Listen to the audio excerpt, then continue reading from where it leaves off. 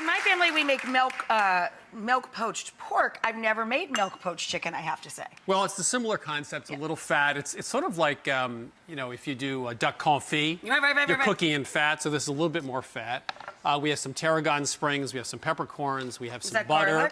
Garlic? That was garlic, 4 cloves of garlic, a little bit of butter. Butter, tarragon, pepper, Yeah. fantastic. And then we'll put 4 chicken breasts, 8 to 10 ounces in it. And we're going to really sub-simmer, just a little bit of bubbling in it. And you don't want this foaming over and going all over the stove. It's not boiled milk, it's poaching in milk. And this will take 18 to 22 minutes, about 20 minutes.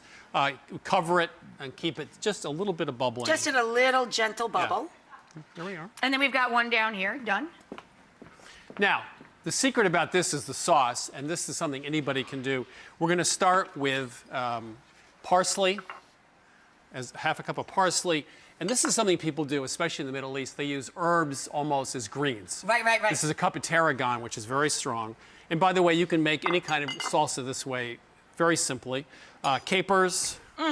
We have anchovies. Optional. Everything's optional. And we take 3 tablespoons of the milk that we use to poach the chicken. Okay? Yeah. And we will now...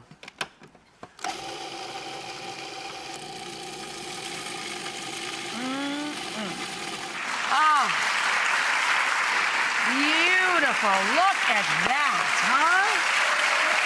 Beautiful. So light and fresh and beautiful.